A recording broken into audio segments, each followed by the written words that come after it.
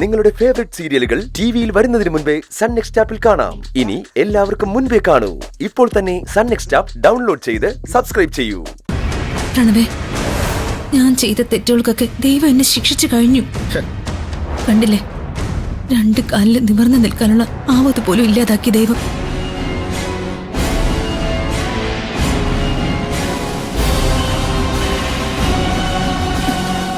വീട്ടിലേക്ക് പോകാൻ പറ്റാത്തൊരവസ്ഥയായിപ്പോയി. വേറൊരു ഗതിയുമില്ല എനിക്ക്. അതുകൊണ്ട് നാണം കിട്ടാൻ ഞാൻ ഇവിടേക്ക് വന്നത്. ഒരു ഉറപ്പ് ഞാൻ തരാം, എനിക്കൊരു ദുരുദ്ദേശമില്ല. 2 കാലിൽ എഴുന്നേറ്റ് നിന്ന് എന്തെങ്കിലും പണിയെടുത്ത് ജീവിക്കാനുള്ള ആരോഗ്യം തിരിച്ചു കിട്ടിയ ഒന്നും പറയാതെ തന്നെ ഞാൻ ഇവിടെ ഇറങ്ങിക്കോളാം. എത്ര മനോഹരമായിട്ടാ ഇവൾ അഭിനയിച്ച് തകർക്കുന്നേ നോക്കി. കൊള്ളാടി, നീ പഠിച്ച കള്ളി തന്നെ. ഒരു ആക്സിഡന്റ് കഴിഞ്ഞ ഉടനെ നീ അങ്ങ് പരിശുദ്ധിയായിന്ന് ഞങ്ങൾ അങ്ങ് വിശ്വസിക്കണം, അല്ലേ?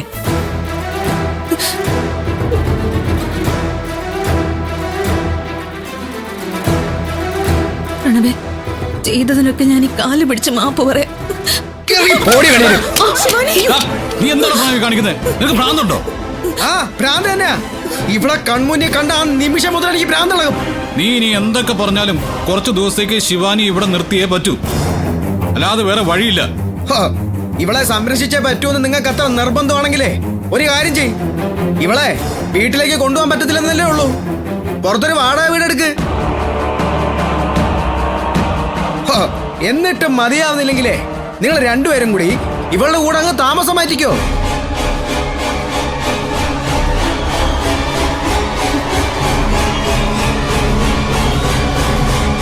അതെ, എന്റെ ചേട്ടനാണെന്നല്ലേ പറയുന്നേ. ദേ കണ്ട് പഠിക്ക് സ്വന്തം ഭാര്യയെ. ഈ പോരാട്ടങ്ങൾ മുഴുവൻ നടത്തുന്നത് ആർക്ക് വേണ്ടിയിട്ടാ? സ്വന്തം അമ്മാവന്റെ മോക്ക് വേണ്ടിയിട്ട്.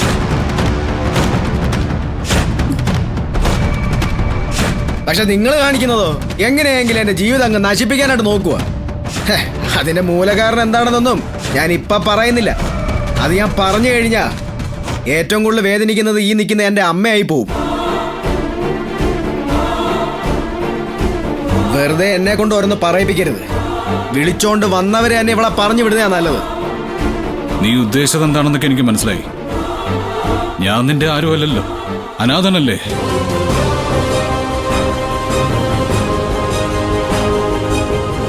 വേണ്ടി വന്നാൽ എനിക്ക് വീട്ടില് അവകാശം ഇല്ലാന്ന് കൂടി നീ പറയുമായിരിക്കും. അത് നീ എന്ത് വേണമെങ്കിലും പറഞ്ഞോ, പക്ഷെ ശിവാനിയെ ഇപ്പൊ ഇവിടെ താമസിപ്പിച്ചേ പറ്റൂ. നിധി, ശിവാനിയും കൂട്ടിയിട്ട് അകത്തേക്ക് പോ. ശിവാനിയെ വീട്ടിലോട്ട് കയറ്റാൻ പറ്റത്തില്ല, അത് ഞാൻ സമ്മതിക്കത്തുമില്ല. നിധി, നീ ഇവളെ വീട്ടിൽ കയറ്റരുത്, പറയുന്നത് കേക്ക്. അമ്മയൊന്ന് മാറുന്നു ഇങ്ങോട്ട്. അമ്മ മാറുന്നില്ല. നീ പറയുന്നത് കേൾക്കണം. എന്തൊക്കെയാ നിങ്ങൾ കാണിക്കുന്നേ? എടാ, നീ പറയുന്നത് കേൾക്കണം. നീ എന്നീ കാണിക്കുന്നേ? ഒന്ന് നിർത്ത്.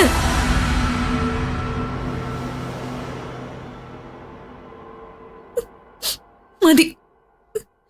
ഞാൻ കാരണം നിങ്ങൾ ചേട്ടനും അനിയനും തമ്മിൽ തല്ല് കൂടല്ലേ.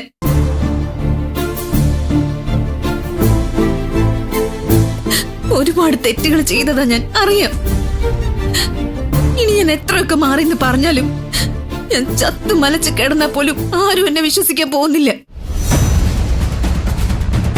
ദൈവം തന്ന ശിക്ഷ മുഴുവൻ ഏറ്റുവാങ്ങിട്ട് വന്ന് നിൽക്കുന്നതാ ഞാൻ. എന്റെ ഗതികേട് കൊണ്ട് ഇവിടേക്ക് വരേണ്ടി വന്നത്. ഇനിയിപ്പോ എല്ലാവരുടെ ദുർമുഖം കണ്ടോണ്ട് എനിക്കിവിടെ നിക്കണമെന്നില്ല.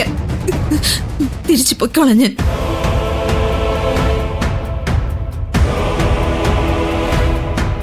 എന്നെ ഇവിടെ താമസിപ്പിക്കുന്നതിന്റെ പേരിൽ നിധിയും ഗൗതവും വെറുതെ പഴി കേൾക്കേണ്ടി വരും. വേണ്ട, ഞാൻ കാരണം ഇനിയും ആരും വിഷമിക്കരുത്.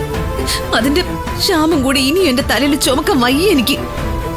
ഏത് നരകത്തിലേക്കെങ്കിലും തിരിച്ചു പൊയ്ക്കോളാം ഞാൻ.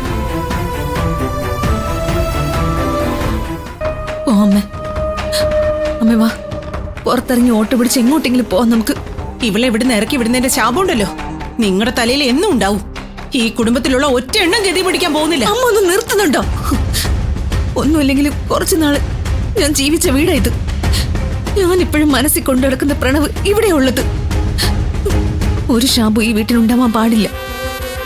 മനസ്സുകൊണ്ട് പോലും ഞാനത് ആഗ്രഹിക്കുന്നില്ല. എന്നെങ്കിലും ഒരിക്കലും ഞാൻ എന്താണെന്ന് എല്ലാവരും മനസ്സിലാക്കും.